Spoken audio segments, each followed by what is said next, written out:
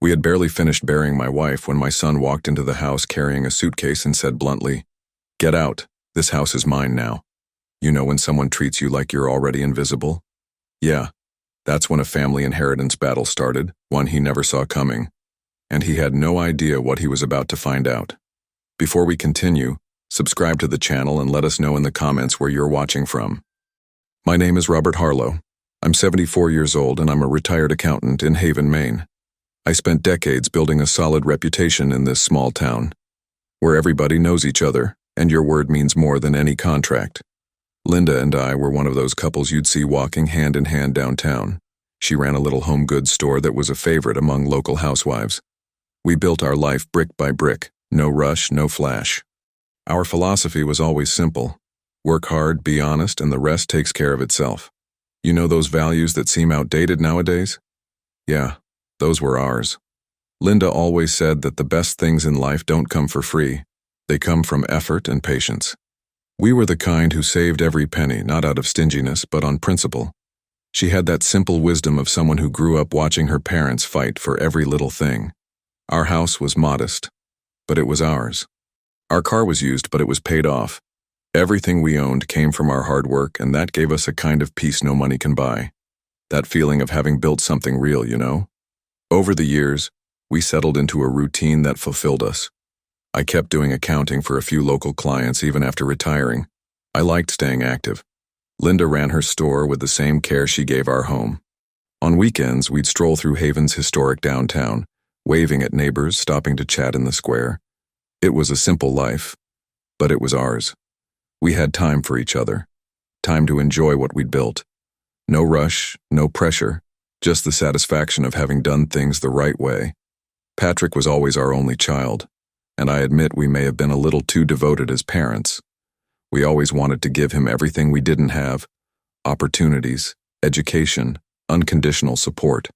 Linda used to say he'd understand the value of things someday, that youth fades and responsibility comes in its own time. We believed everyone matures in their own way.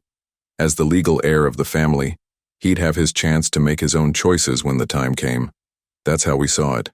Every generation builds on the work of the one before. We never questioned that. It was part of our deepest values. Looking back, Linda and I had the kind of life most couples don't get to have these days. 47 years together, building something solid, respecting each other, sharing dreams and responsibilities. She completed me in a way that's hard to put into words. Where I was serious, she brought lightness.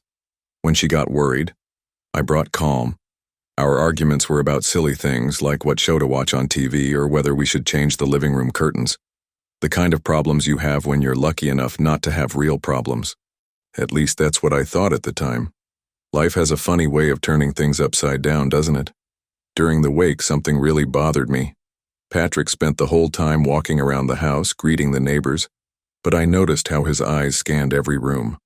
That wasn't the look of a grieving son. It was the look of someone taking inventory. In the middle of the ceremony, as people were saying goodbye to Linda, he said loud enough for me to hear, "This house is way too big for just one person now, huh, Dad?" Can you imagine hearing something like that on the day you bury your life partner? The pain was already unbearable, and I still had to swallow that. It felt like he was measuring my grief in square feet. First, 2 days after the funeral, Patrick showed up unannounced. Walked into the house like it was his and got straight to the point. He wanted Linda's car as a keepsake. Said it would be a way to keep Mom close. But the way he said it had nothing sentimental about it. It was cold, calculated. Linda had barely been laid to rest, and he was already dividing up her belongings. I was still trying to get used to the silence of an empty house, and he was already redistributing our life. That cut deeper than any harsh word could. Then he started coming in without warning, using the key he'd had since he was a teenager. I'd get home from the pharmacy and find him digging through drawers, messing with Linda's papers, organizing things that weren't his.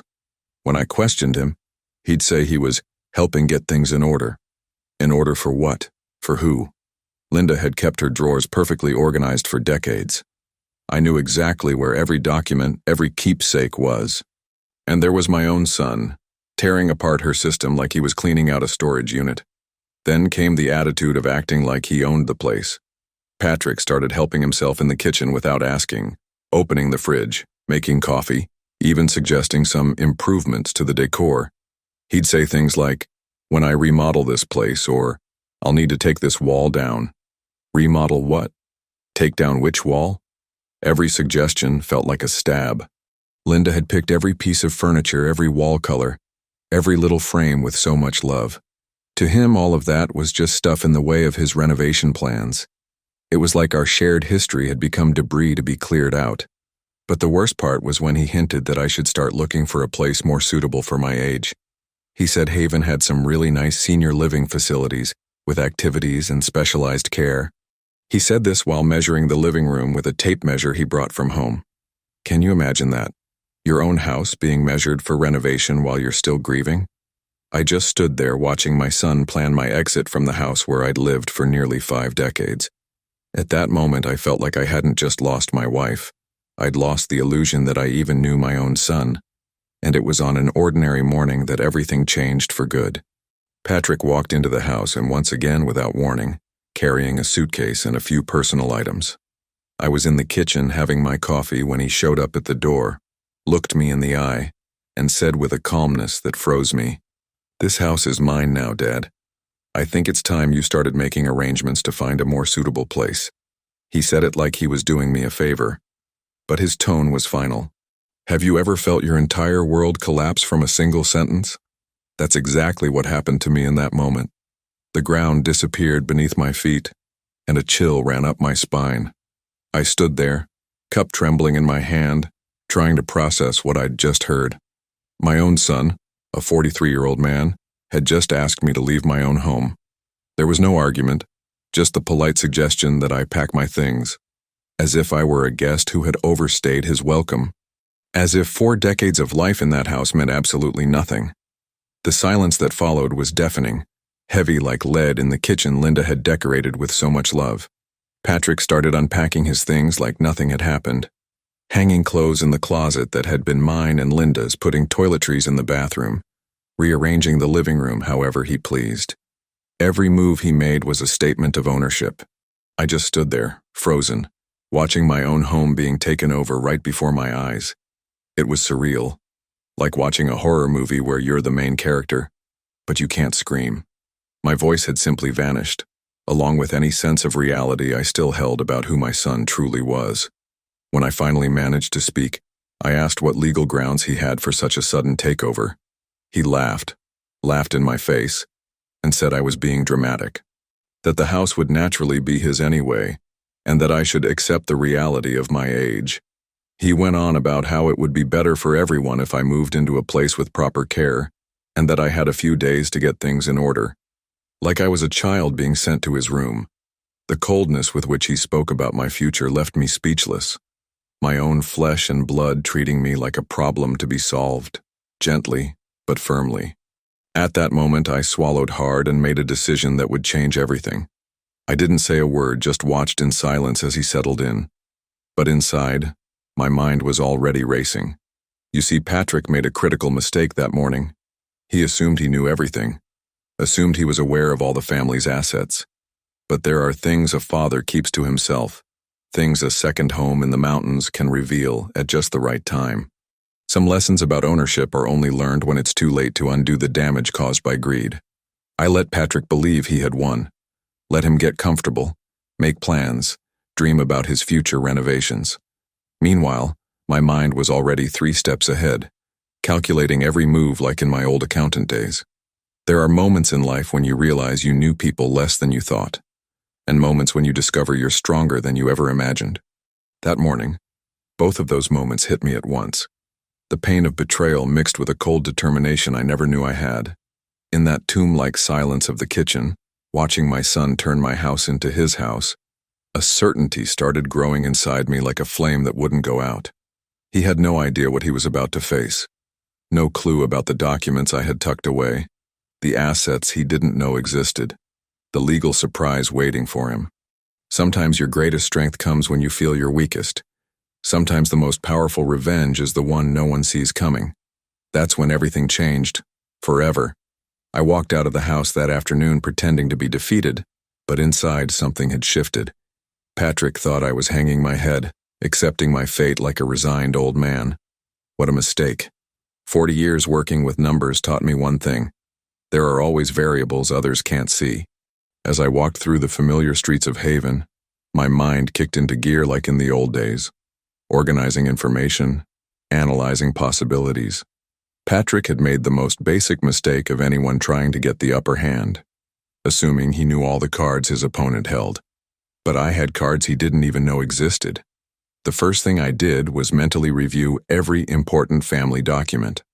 Linda had always been organized with paperwork, and I'd inherited that habit from her. Every deed, every record, every receipt was stored in the right place. Patrick thought he knew our assets, but his view was incredibly limited. He only saw the obvious. The house he grew up in, the car Linda drove, the things always in plain sight. He never cared about the details, the tucked-away papers, the serious talks about family planning. That lack of attention was about to cost him dearly. That's when I remembered the cabin. That second home in the mountains Linda and I bought years ago, the result of hard work and savings. An investment we made together, registered solely in my name for practical reasons back then. Patrick didn't even know it existed. He never showed interest in our finances, only in the end results. He wanted to inherit, but he never wanted to learn how wealth is built. That property would be my ace up the sleeve, my secret trump card. Sometimes being discreet about your assets is the best protection you can have. I decided I needed professional help. Susan Rains had been my attorney for years, a capable woman who knew our family situation well. I called her and set up a quiet meeting. I didn't say much over the phone, just that we needed to talk urgently about estate matters. Susan had always been someone I could trust completely. If anyone could help me navigate this complicated mess, it was her. Some problems require specialists, and this was definitely one of them. In those first few days, I developed a simple strategy: appear vulnerable while growing stronger inside. Every time Patrick talked about his plans for the house, I just nodded. When he mentioned renovations or changes, I feigned exhaustion and disinterest. Do whatever you think is best, I'd say, as if I didn't have the energy to argue. That act was painful, but necessary. Every word he said about modernizing Linda's house cut me like a knife, but I swallowed the anger. There was a right time to show my true strength. Days went by and Patrick settled deeper into the house. He invited friends over, made plans out loud, even started receiving mail at the address. It was like watching a movie where the villain celebrates too early. I observed everything in silence, taking mental notes of his every move. His confidence grew in direct proportion to my apparent defeat. It was a strange dance. The more beaten down I seemed, the more he let his guard down. The more he talked about his house, the more proof I gathered of his arrogance. It wasn't easy to keep up the act. There were moments when the anger almost burst out, especially when he touched Linda's things or talked about getting rid of items that held deep sentimental value for us. But I'd take a deep breath and remind myself of the bigger goal. Silent revenge within a family takes patience. It takes strategy. It means swallowing a lot of pride before serving the main course. Every humiliation I endured became fuel for what was coming next. Susan scheduled our meeting for midweek. She said we'd need to go over all the documents carefully and fully understand my legal position. The tone of her voice gave me hope. It wasn't the tone of someone about to deliver bad news. It was the tone of someone who'd seen situations like this before and knew how to handle them. Some lawyers only know how to create problems. Susan knew how to create solutions, and I had the feeling she was already 3 steps ahead, even before hearing all the details. In the meantime, I started quietly organizing my personal documents. I didn't want Patrick to find out what I was doing. Every important paper was sorted with care, every record double-checked. I had to be absolutely certain that everything was in perfect order before taking any official step. A retired accountant never loses the habit of precision. Every detail matters. Every comma can make a difference. Patrick thought he was dealing with a confused old man. He was about to find out he was up against decades of experience in planning and organization. The irony of the situation wasn't lost on me. My own son had given me the perfect motivation to show what I was really capable of. He wanted to see me as an obstacle to be removed, a problem to be dealt with kindly but firmly. He had no idea he was waking up a side of me that had been dormant since I retired. The strategic, calculating side that always found a way out when things looked impossible. Patrick was about to meet a version of his father he never imagined existed. In those quiet days of preparation, a firm resolve grew inside me. I would not be pushed out of my own home without a fight. I would not be treated as disposable by the very person I had raised and supported. Linda hadn't died for our legacy to be destroyed by greed and impatience. Principles were at stake, values that were not up for negotiation. And if Patrick thought age meant weakness, he was in for the biggest surprise of his life. Some lessons can only be learned the hard way. Each night, lying in the guest bed Patrick had kindly offered me, I would replay every moment of our life together.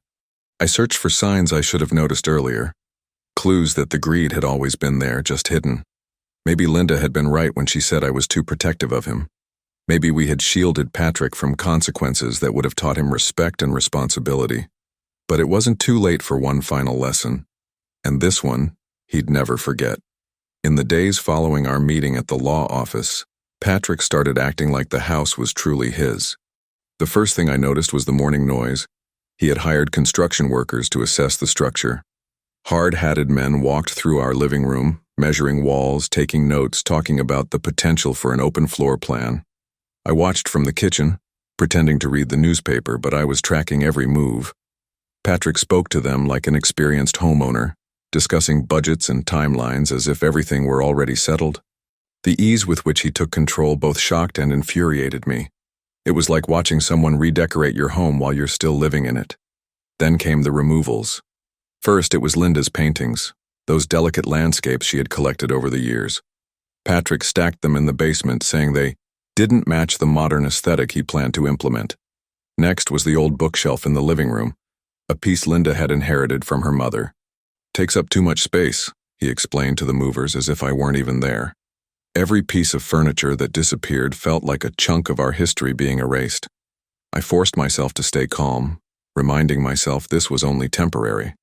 But watching the life Linda and I built being dismantled piece by piece pushed my patience to the limit. The worst part was how casually he spent money in the name of improvements no one had asked for. Deliveries arrived with construction materials, paint, tools. Patrick paid for everything with a credit card, always commenting on how real estate investment always pays off. He even talked about hiring an architect to maximize the space's potential. I couldn't help but wonder where all that money was coming from. Patrick always complained about financial trouble when asking for loans. And now suddenly he had funds for a full renovation? The math didn't add up, but I kept my thoughts to myself. Susan scheduled our official meeting for the following Friday. When I mentioned it to Patrick, he looked visibly excited. "Finally, we'll get all this paperwork sorted," he said, as if it were just a formality delaying his plans. Throughout the week, I watched him make calls to suppliers, schedule more appointments, even speak with a realtor about a market valuation. It was astonishing how he had built an entire life around an assumption. Every call, every plan, every expense was another brick in the wall of illusions he was building for himself. On Thursday, he brought a friend over to check out the property. The two of them walked through the whole house, Patrick explaining his renovation ideas like a host on a home improvement show. They talked about open concept, property appreciation, resale potential. I listened from my temporary bedroom, taking mental notes of every word.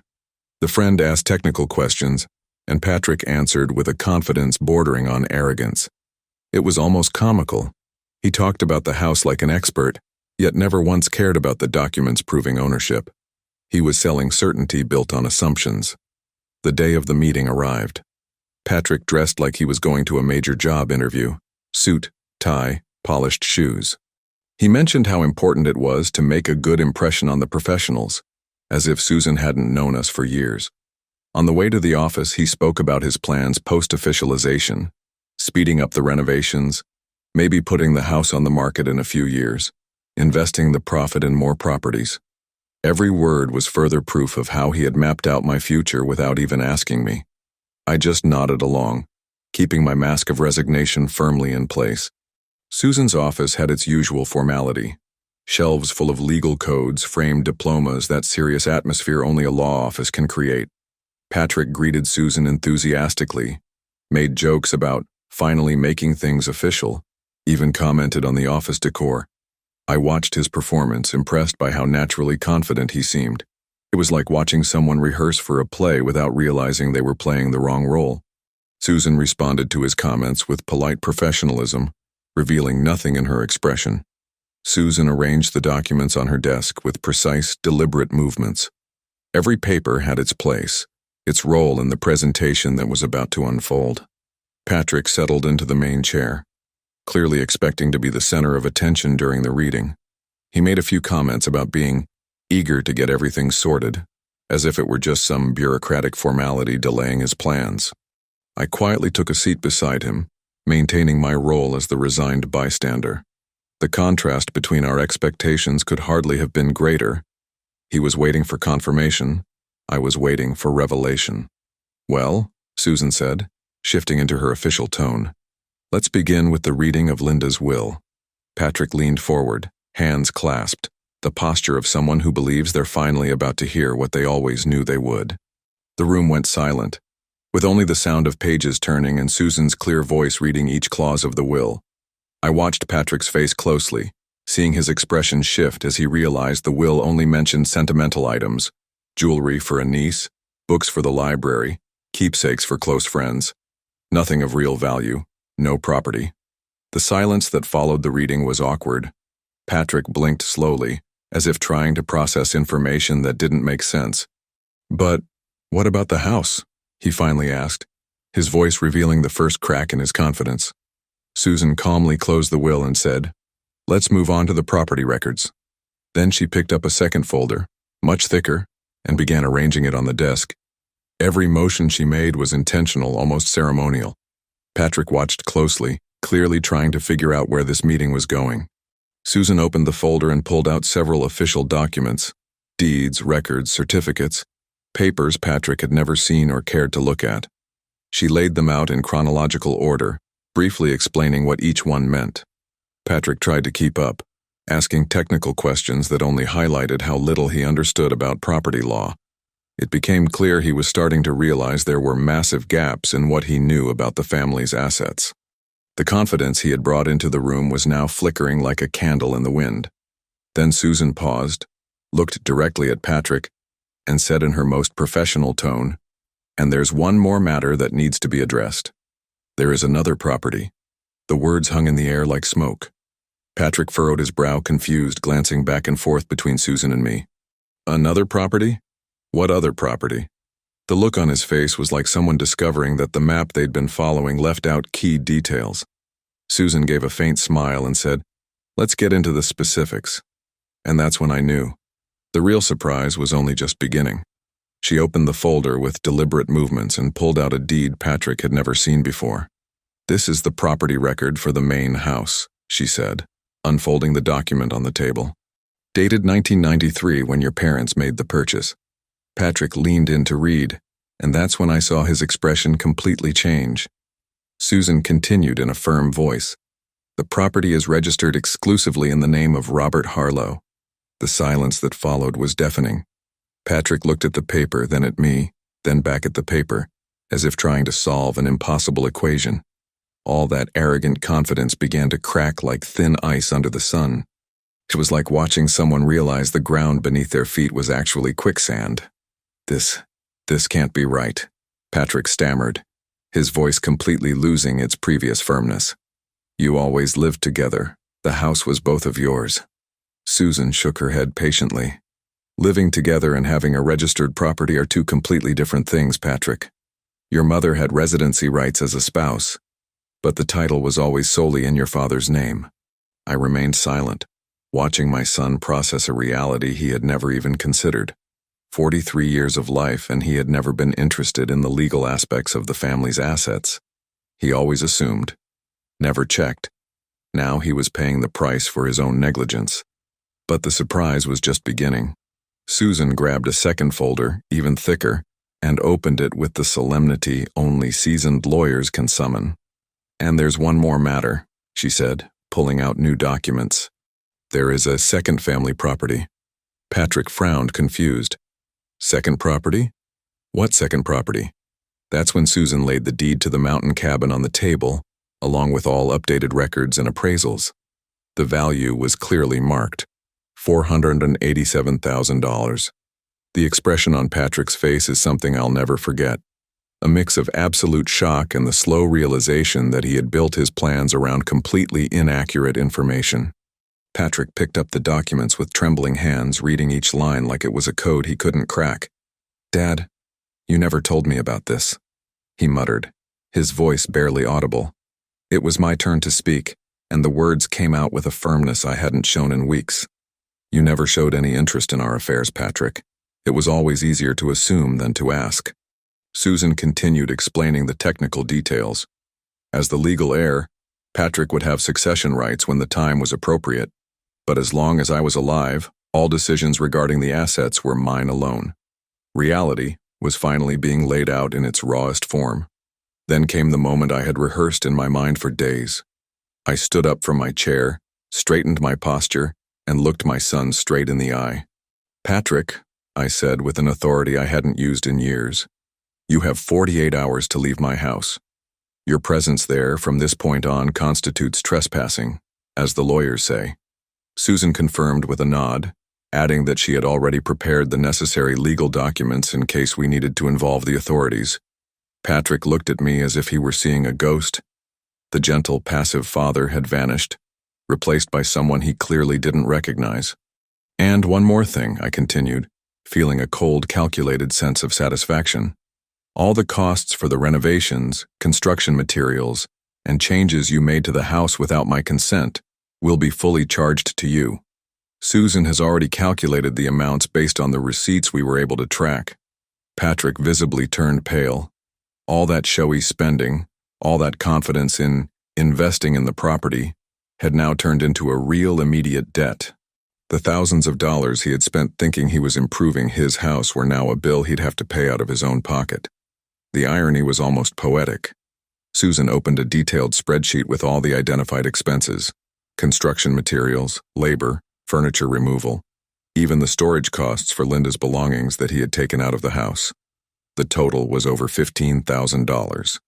"As you can see," said Susan with cold professionalism, "unauthorized modifications to someone else's property result in full civil liability." Patrick stared at the numbers, like someone who had just received a sentence. All that arrogance, all that certainty that he was improving his future inheritance, had turned into a financial bomb exploding in his hands.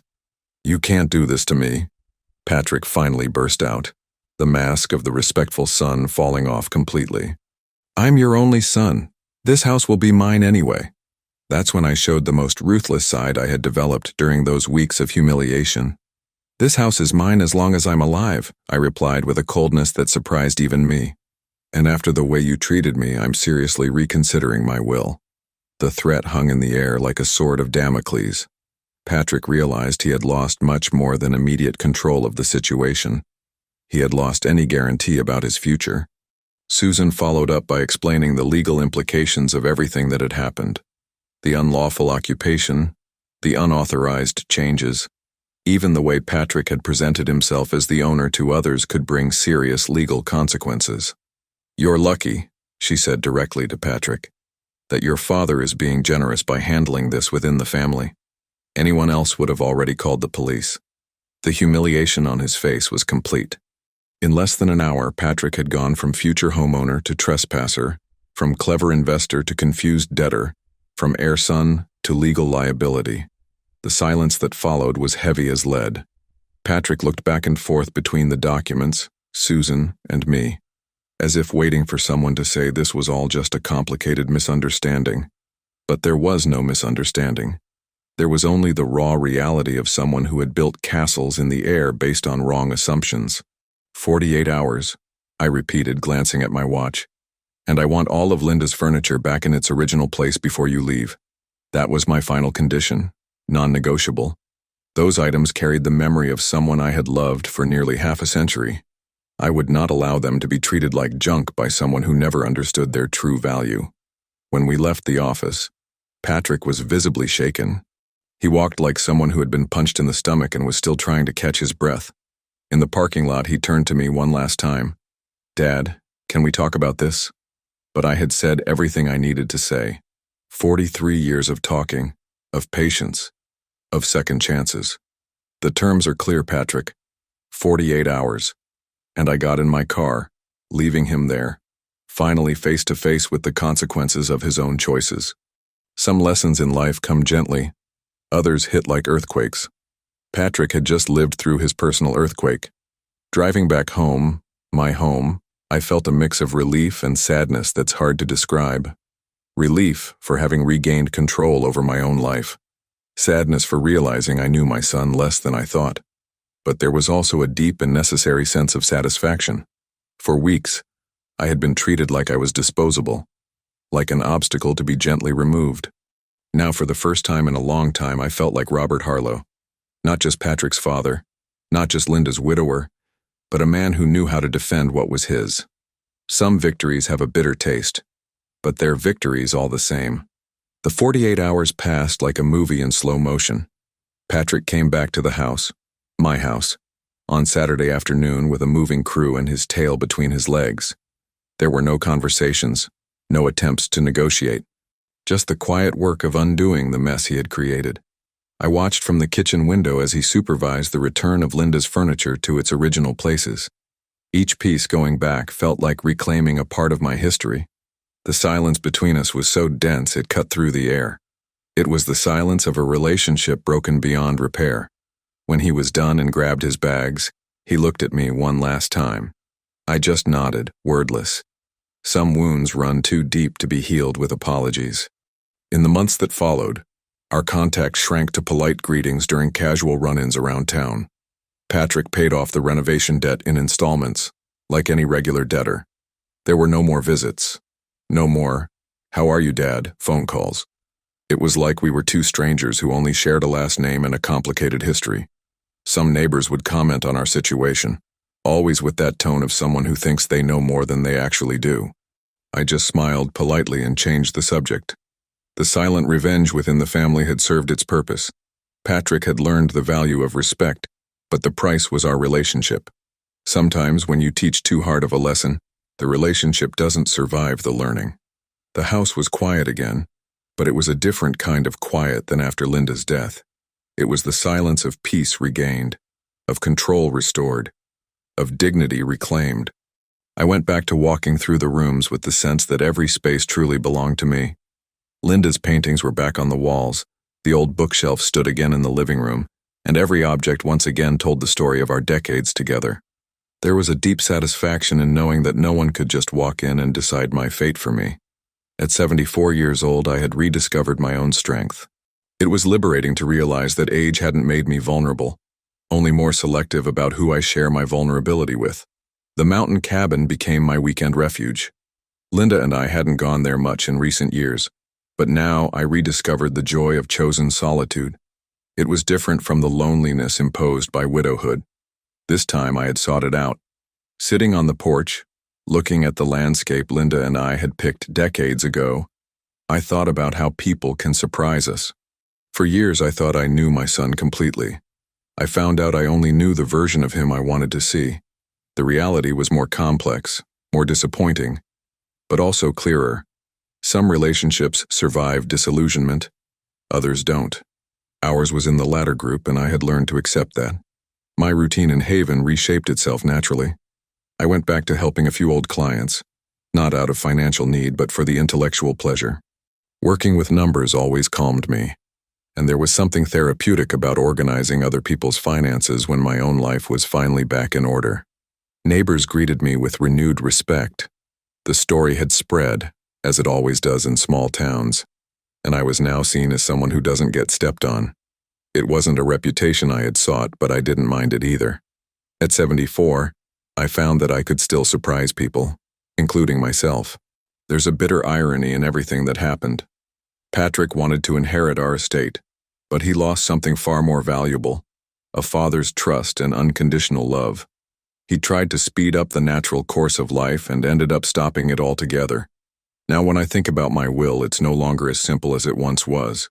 There are charities that value donations, causes Linda supported that deserve to be continued. Patrick is still my son, still has legal rights, but he's no longer the only option for my legacy. Some lessons cost too much, and when we finally learn them, we find they came too late to fix what was broken. Life has a way of delivering cruel but necessary ironies. If you enjoyed this story, please like the video, subscribe to the channel, and share your thoughts about it in the comments. To hear the next story, click the box on the right. Thanks for watching.